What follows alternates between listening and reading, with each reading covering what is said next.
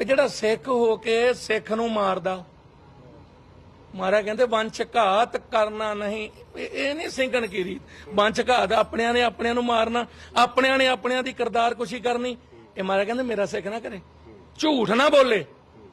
ਤੇ ਮੈਂ ਮਹਾਰਾਜ ਨੂੰ ਹਾਜ਼ਰ ਜਾਣ ਕੇ ਕਹਿਣਾ ਮੈਂ ਝੂਠ ਨਹੀਂ ਬੋਲਦਾ। ਪਰਿਵਾਰ ਪੰਥ ਲਈ ਜਿਨ੍ਹਾਂ ਨੇ ਪੁੱਤ ਗਵਾਏ ਹੁੰਦੇ ਨਾ, ਉਹ ਦੇਖਦੇ ਵੀ ਉਹ ਚਲਿਆ ਗਿਆ, ਦੂਜਾ ਪਰਿਵਾਰ ਵੀ ਆ, ਧੀਆਂ ਭੈਣਾਂ। ਉਹ ਯਾਰ ਉਹ ਏਦਾਂ ਦੇ ਸਮੇਂ ਦੇ ਵਿੱਚ ਉਹ ਪਰਿਵਾਰ ਅੜ ਕੇ ਡਟ ਕੇ ਪੰਥ ਦੀ ਗੱਲ ਕਰਦਾ ਕਰਾਉਂਦਾ, ਪੰਥ ਨੂੰ ਸ੍ਰੇਸ਼ਟ ਸਮਝਦਾ, ਅਦਬ ਦੇ ਰਿਹਾ। ਔਰ ਉਹ ਪਰਿਵਾਰ ਸ਼ਹੀਦਾਂ ਦੇ ਕੇਸ ਹੋਣ ਜਾਂ ਜਿਹੜੇ ਹੁਣ ਨਵੇਂ ਤੁਹਾਡੇ ਸਿੰਘ ਉਹ ਕਿਸੇ ਨੇ ਕਹਿਤਾ ਉਹ ਆ ਗਏ, ਉਹਨਾਂ ਦੇ ਉੱਤੇ ਵਾਧੀਆਂ ਜਾਂ ਜਿਨ੍ਹਾਂ ਨੇ ਗੱਲ ਕੀਤੀ ਉਹਨਾਂ ਨੂੰ ਗਲਤ ਢੰਗ ਨਾਲ ਪੇਸ਼ ਕੀਤਾ ਜਾ ਰਿਹਾ। ਇਹ ਪਰਿਵਾਰ ਦੀ ਇਹ ਸੋਚ ਆ ਵੀ ਸੁਣਾ ਸਾਰਿਆਂ ਮਗਰ ਖੜਨਾ। ਉਹ ਭਾਵੇਂ ਪਰਵਾਨਾ ਆ ਤੇ ਭਾਵੇਂ ਆਪਣੇ ਭਾਣਾ ਜੀ ਆ। ਭਾਣੇ ਨੂੰ ਪਤਾ ਨਹੀਂ ਮੈਂ ਮਿਲਿਆ ਕਿ ਨਹੀਂ, ਪਰ ਮੈਂ ਉਦਾਂ ਦਿਲੋਂ ਦੱਸਦਾ, ਜਿੰਨੀ ਵਾਰੀ ਬਚਨ ਹੋਏ ਅਸੀਂ ਗੁਰਸੇਵਕ ਸਿੰਘ ਭਾਣੇ ਨਾਲ ਬਰਾਬਰ ਖੜਨਾ। ਇਹ ਨਾ ਕੋਈ ਸਮਝੇ ਸਾਰੇ ਸਾਡੇ ਨੇ।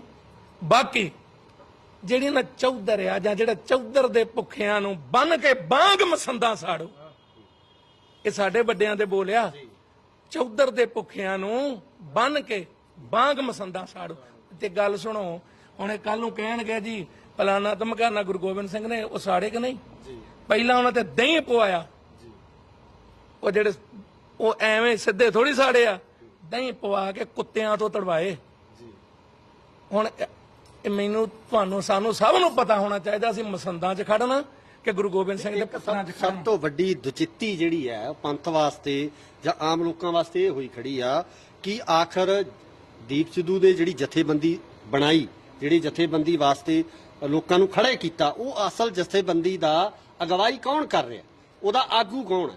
ਇਹ ਇਸ ਦੁਚਿੱਤੀ ਚੋਂ ਕੱਢੋ। ਸੁਣੋ, ਉਹਦਾ ਆਗੂ ਆ ਅਕਾਲ ਪੁਰਖ ਵਾਹਿਗੁਰੂ, ਉਹਦਾ ਆਗੂ ਆ ਧੰਨ ਗੁਰੂ ਗੋਬਿੰਦ ਸਿੰਘ ਸਾਹਿਬ, ਉਹਦਾ ਆਗੂ ਉਹ ਜਿਨ੍ਹਾਂ ਦਾ ਦੇਖੋ ਹਰਨੇਕ ਸਿੰਘ ਉੱਪਲ ਫੌਜੀ ਸਾਹਿਬ, ਉਹਦੇ ਨਾਮ ਦੇ ਉੱਤੇ ਉਸ ਵੀਰੇ ਨੇ ਉਹ ਪ੍ਰਧਾਨ ਆ।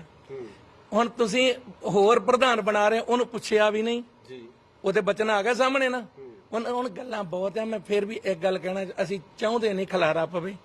ਬਹੁਤ ਕੁਝ ਐਸਾ ਆ ਵੱਡਿਆਂ ਵਿਦਵਾਨਾਂ ਵਾਸਤੇ ਜਿਹੜੇ ਵੱਡੇ ਹਮਦਰਦੀ ਬਣਦੇ ਫਿਰਦੇ ਆ, ਉਹਨਾਂ ਦਾ ਜੇ ਉਹ ਕਹਿੰਦੇ ਨਾ ਉਹ ਤਾਂ ਰਿਕਾਰਡਿੰਗਾਂ ਕਰਦੇ ਹੀ ਆ ਕਰਨ, ਪਰ ਬਹੁਤ ਕੁਝ ਵੀਰੋ ਐਸਾ ਅਸੀਂ ਚਾਹੁੰਦੇ ਨਹੀਂ ਪੰਥਕ ਤੌਰ ਤੇ ਬਹੁਤ ਵੱਡਾ ਕੋਈ ਐਵੇਂ। ਉਦਾਂ ਇੱਕ ਦੱਸਾਂ, ਇਹ ਜਿਹੜੀ ਫੇਸਬੁੱਕ ਦੀ ਲੜਾਈ ਨਾ, ਇਹ ਕਲੇਸ਼ ਬੋਕਿਆ। ਇਹ ਸੋਸ਼ਲ ਮੀਡੀਆ ਬੁਰਾ ਨਹੀਂ ਜੇ ਚੰਗੀ ਤਰ੍ਹਾਂ ਨੂੰ ਚੰਗਾ ਯੂਜ਼ ਕਰੋ। ਹੁਣ ਜੇ ਤੇ ਤੁਸੀਂ ਸਿਰਫ ਭੰਡੇ ਹੀ ਜਾ ਰਹੇ ਹੋ, ਹਰ ਇੱਕ ਦੇ ਟਾਰਗੇਟ ਕਰ ਰਹੇ ਹੋ, ਕਿਤੇ ਨਾ ਕਿਤੇ ਤਾਂ ਸੋਚੋ ਯਾਰ ਵੀ ਜੇ ਉਧਰ ਨੂੰ ਉਂਗਲ ਕੀਤੀ ਆ, ਇੱਧਰ ਤਿੰਨ ਮੇਰੇ ਵੱਲ ਵੀ ਆ। ਬਾਕੀ ਅਸੀਂ ਜਿਹੜਾ ਨਾ ਰਲਾਉਣ ਲੱਗ ਜਾਂਦੇ ਆ ਵੀ ਫਲਾਨਾ ਫਲਾਨੇ ਵਰਗਾ ਬਣ ਗਿਆ, ਧਮਕਾਨੇ ਵਰਗਾ ਬਣ ਗਿਆ, ਕੋਈ ਕਿਸੇ ਵਰਗਾ। ਮਾਰਾ ਕਹਿੰਦਾ ਕੋਈ ਨਾ ਕਿਸੇ ਜਿਹਾ ਉਪਾਇਆ। ਮਾਰਾ ਕਹਿੰਦੇ ਮਹਾਰਾਜ ਦੀ ਬਾਣੀ ਕਹਿੰਦੀ ਆ। ਤੇ ਦੂਜੀ ਗੱਲ, ਉਹ ਪਤਾ ਤੇ ਤਦੋਂ ਲੱਗੂ ਜਦੋਂ ਕੋਈ ਉਹਦੇ ਵਾਂਗ ਕੁਝ ਕਰਕੇ ਵਿਖਾਊ। ਉਹਨੇ ਸਿੱਧੀ ਦੀ ਗੱਲ ਕਹੀ ਸੀ, ਸੁਣਿਓ। ਇਹ ਕਹਿੰਦੇ ਨਾ ਵੀ ਸਿਰ ਬਚਾ ਲਓ ਜਾਂ ਇੱਧਰ ਭੱਜ ਜਾਓ ਜਾਂ ਉਧਰ ਭੱਜ ਜਾਓ ਜਾਂ ਆਹ ਕਰ ਲਓ ਕਰ ਲਓ, ਸਿਆਣਿਆਂ ਨੂੰ ਇਸ਼ਾਰਾ ਹੀ ਬੜਾ ਹੁੰਦਾ। ਉਹਦੇ ਬਚਨ ਸੁਣਿਓ, ਕਹਿੰਦਾ ਜੇ ਕੱਲੀ ਆ ਖੇਤੀ ਕਾਨੂੰਨਾਂ ਦੀ ਗੱਲ ਹੁੰਦੀ ਮੈਂ ਨਾ ਆਉਂਦਾ, ਜੇ ਕੱਲੀ ਵੀ ਹੋਰ ਵੀ MSP ਦੂਜੀ ਫੇਰ ਵੀ ਨਾ ਮੈਂ ਆਉਂਦਾ। ਜਿੱਦਣ ਹੋਂਦ ਦੀ ਲੜਾਈ ਇਹ ਸਾਨੂੰ ਮਾਰਨਾ ਚਾਹੁੰਦੇ ਆ, ਖਤਮ ਕਰਨਾ ਚਾਹੁੰਦੇ, ਇਹ ਸੱਚ ਆ। ਤੇ ਮੈਂ ਤੁਹਾਡੇ ਮਾਧਿਅਮ ਰਾਹੀਂ ਉਹਨਾਂ ਨੂੰ ਵੀ ਜਿਹੜੇ ਝੋਲੀ ਚੁੱਕ ਬਣਦੇ ਫਿਰਦੇ ਨਾ, ਉਹਨਾਂ ਦੇ ਤੀਜੇ ਦਿਨ ਬਗਲੀਆਂ ਪਾ ਕੇ ਉੱਥੇ ਤੁਰੇ ਫਿਰਦੇ ਆ, ਉਹਨਾਂ ਨੂੰ ਬੇਨਤੀ ਆ, ਜਥੇਦਾਰਾਂ ਨੂੰ ਵੀ। ਪਟਨਾ ਸਾਹਿਬ ਧੰਨ ਗੁਰੂ ਗੋਬਿੰਦ ਸਿੰਘ ਸਾਹਿਬ ਜੀ ਉੱਥੇ ਪ੍ਰਗਟ ਹੋਏ ਆ। ਇਹ ਪੰਥ ਪ੍ਰਗਟ ਕੀਤਾ ਧੰਨ ਗੁਰੂ ਗੋਬਿੰਦ ਸਿੰਘ ਸਾਹਿਬ ਨੇ। ਉਹਨਾਂ ਨੂੰ ਇੰਨਾ ਕੁ ਜ਼ਰੂਰ ਰੱਖਣਾ ਚਾਹੀਦਾ। ਤੁਸੀਂ ਨਾਮ ਤੇ ਜੋੜੀ ਫਿਰਦੇ ਹੋ ਮਸਕੀਨ ਸਾਹਿਬ ਦੇ ਨਾਲ, ਉਹਨਾਂ ਤੋਂ ਵੀ ਵੱਡਾ ਗੌਹਰੇ ਮਸਕੀਨ। ਤੇ ਕਰਦੇ ਕੀ ਫਿਰਦੇ ਆ, ਕਿਵੇਂ ਲੜੀਆਂ ਕਰਦੇ ਫਿਰਦੇ ਆ, ਸਿਰਫ ਆਪਣੀਆਂ ਜਥੇਦਾਰੀਆਂ ਬਚਾਉਣ ਵਾਸਤੇ। ਗਲਤ ਕਰ ਰਹੇ ਹੋ। ਇਹ ਮੈਂ ਪੰਥ 'ਚ ਵਿਚਰਦਾ ਔਰ ਮੈਂ ਤੁਹਾਡੇ ਮਾਧਿਅਮ ਨਾਲ ਕਹਿਣਾ ਚਾਹੁੰਦਾ, ਇਹ ਜਥੇਦਾਰ ਜਿਹੜੇ ਜਾਂ ਤੇ ਕੁਝ ਕਰਕੇ ਦਿਖਾ ਦਿਓ, ਉੱਥੇ ਜਾ ਕੇ ਇੰਨਾ ਹੀ ਕਹਿ ਦਿੰਦੇ ਯਾਰ ਸਾਡੇ ਬੰਦੀ ਭਰਾ ਛੱਡ ਦਿਓ। ਤੇ ਉਹ ਜਿਹੜੇ ਦੂਜੇ ਵੀ ਜਥੇਦਾਰ ਜਿਹੜੇ ਬਾਹਰ ਹੀ ਬੈਠੇ ਆ, ਉਹਨਾਂ ਨੂੰ ਵੀ ਬੇਨਤੀ ਆ ਵੀਰੋ, ਸੰਤ ਬਾਬਾ ਜਰਨੈਲ ਸਿੰਘ ਜੀ ਭਿੰਡਰਾਂ ਵਾਲੇ, ਉਹਨਾਂ ਨੂੰ ਵੀ ਕਹਿੰਦੇ ਸੀ ਜਿੱਥੇ ਮਰਜ਼ੀ ਸਿਟੀਜ਼ਨਸ਼ਿਪ ਲੈ ਲਾ, ਅਮਰੀਕਾ ਘੱਲ ਦਿੰਨੇ ਆ, ਮੁੱਖ ਮੰਤਰੀ ਦਾ ਰੁਤਬਾ ਦੇ ਦਿੰਨੇ ਆ, ਸਿਰ ਬਚਾ ਸਕਦਾ ਸੀ। ਸਿਰ ਦੀਪ ਸਿੱਧੂ ਵੀ ਬਚਾ ਸਕਦਾ ਸੀ, ਉਹ ਵੀ ਤਾਂ ਐਂ ਇਕੱਲਾ ਹੀ ਤੁਰਿਆ ਫਿਰਦਾ ਸੀ। ਸਿਰ ਵਾਰਨੇ ਪੈਂਦੇ ਆ ਔਰ ਸਿਰ ਵਰਤਣੇ ਪੈਂਦੇ ਆ, ਆਪਣਿਆਂ ਦੇ ਉਲਟ ਨਾ ਵਰਤੋ।